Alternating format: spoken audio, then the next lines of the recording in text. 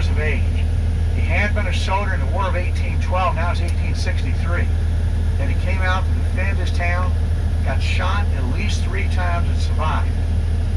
Now, I always think that's what the South thought they were facing. Just a bunch of local men with guns. We'll just brush them aside and get supplies and wait for the rest of the Southern Army to catch up. So the South came in unprepared for what happened next.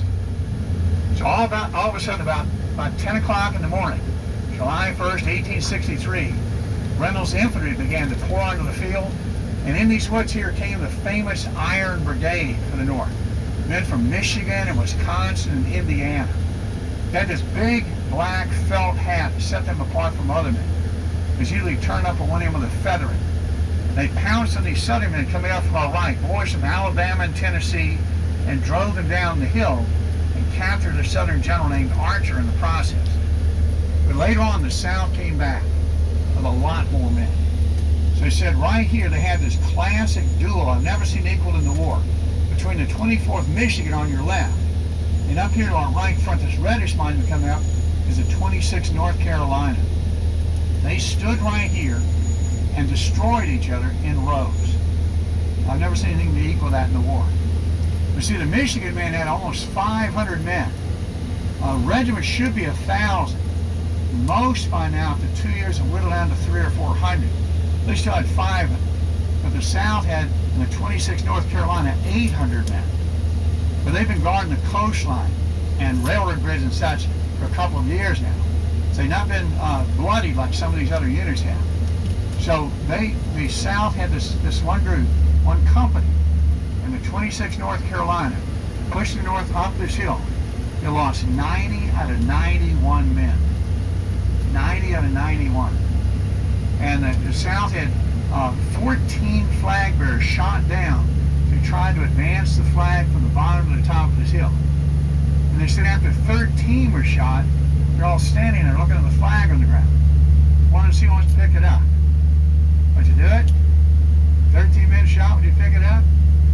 This one man did, and he said no man can touch that flag and live. This man said, it's my turn now. As soon as he picked it up, they shot him too. And he lived though. But for the North of Michigan, they had 8 flag bearers shot on their side. So just an incredible duel here that just destroyed both commands.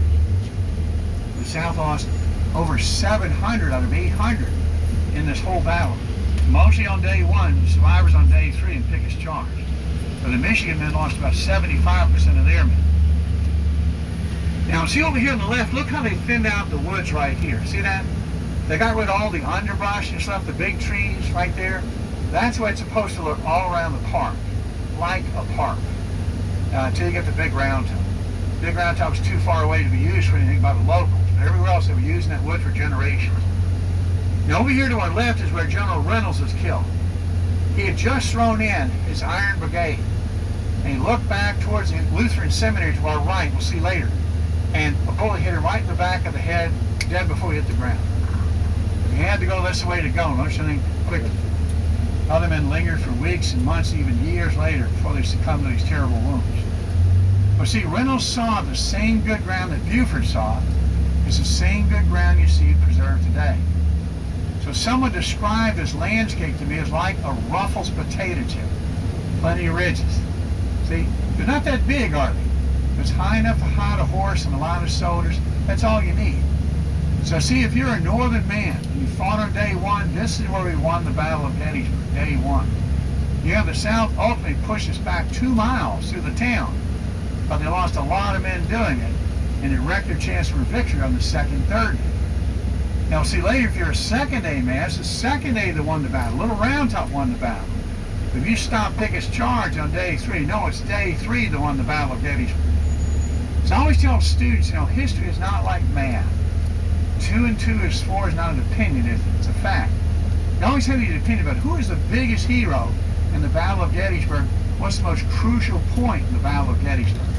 You see, you get a lot of different answers from a lot of different people, see. So I always say it's interesting. We have our own version of history, and whichever day you fought, that's the most crucial point, and your guy was the best, most important man. Now right ahead of us, we're going to pass over the railroad cut. Some southern men over here got shot at and jumped in this hole. Now, I always say if somebody's shooting at me, I think I'd jump in with them. What do you think? Absolutely. But look down there as we go over top. You can see once you get in this hole, you'd have a hard time getting out. See that? It's steep and it's deep. Yeah. And so 3 Northern regiments rushed over here quickly together and trapped them down in the hole. And they could have just slaughtered them, but they didn't. And instead they yelled down there saying, "You better surrender, we're going to kill you." And they wisely surrendered. So not a good start for the South. See, 2 Southern brigades coming in, a couple thousand each brigades on either side of the road, and bam, bam, they're hit hard and driven back pretty quickly by the North. So not a good beginning for them. But they'd regroup and come back again later. Now down here on the right, we're going to pass a monument of stacked muskets. It's for the 56th Pennsylvania Regiment. And they claim they fired the opening blast of the infantry in their home state. Now it was contested by the Iron Brigade, claimed they fired first, but Pennsylvania put it on their monument.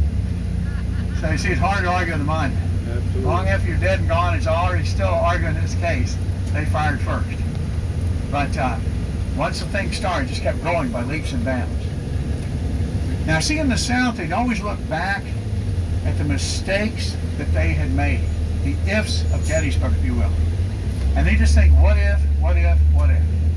And see, always the first if for the South would be, what if the Southern cavalry had been here? What if Jeb Stuart had not gone off in a raid in this campaign? And they always thought if he'd been here, they would have seen those black-hatted Iron Brigade men. They've been fighting it for 2 years. They know that hat. And since Lee has told them not to start a battle while the Southern Army scattered, they would have in all likelihood just backed off into the mountain range in front of us to the west. And the Battle of Gettysburg could have become the Battle of Cashtown, for the South on the high ground. But this time, see, the shoe is on the other foot. And the South doing almost all the attacking, and almost always uphill. See, across a lot of open ground. Now, we just turned onto what's called Buford Avenue. And notice as we travel around the park today, if you see something called a road, it was here. If you see something called an avenue, it was not here. Okay, so the avenue is built later just to ride around and see the monuments, okay? But they're named for the Northern general, not Southern generals. The North did win, so they got to dictate how it's laid out. So there's no Lee Avenue. So for the South, it's just North Confederate, South Confederate, East Confederate, West Confederate. And we see a name as a Northern general who defended that part of the line, okay? Now, we had an interesting thing we do with students a lot of times, in the springtime especially. We'd ask the students, now, if you had to be in the Army, would you rather be a foot soldier or a horse soldier? And usually they pick the horse soldier. And that'd be smart, because you let your horse carry your blanket, your gun, and your food, and all your stuff. The foot soldier is to carry all that on his back. But this one little boy persisted in saying he'd rather be a foot soldier. When they asked him why, he gave the best answer I've heard now in 38 years. You know what he said? He said, because I got here last. Good answer. You're going to be in the battle, be the last one in the battle, not the first one in the battle, right? Yep. But see, the cavalry is always out in front. They're the early warning system. And so Buford's cavalry is doing an outstanding job watching all the 10 roads and approaches to Gettysburg, giving timely warning when these different Southern men show up. And the North has a chance then to get ready for it before they get hit. The problem for Lee is his cavalry had gone off in this raid with Jeb Stuart. And see, right outside of Washington, D.C., Stuart captured a wagon train, 125 brand new wagons. And Hines said he should have burned them. But see, they need this kind of stuff desperately. And so to give you a sense how important it is, I ran across this anecdotal story. This Southern man was wounded in this battle, and they put him in a wagon to take him back home again. He said none of the wheels on the wagon were the same size. So think about that. The wagon wheels don't match in their wagons.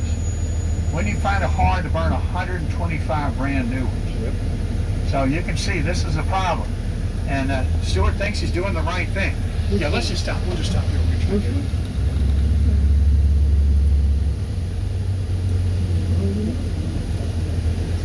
say, little boy's wheelchair is down. Do that too. Now we're going to get out here. This is the northernmost point on the battlefield. It's called Oak Hill. And we have this big monument we'll take a look at when we get out. And talk about that, and we'll talk about the artillery a little bit while we're here too, okay? It's always nice to see how far these things can actually shoot. I can tell the difference between a real cannon and a fake one.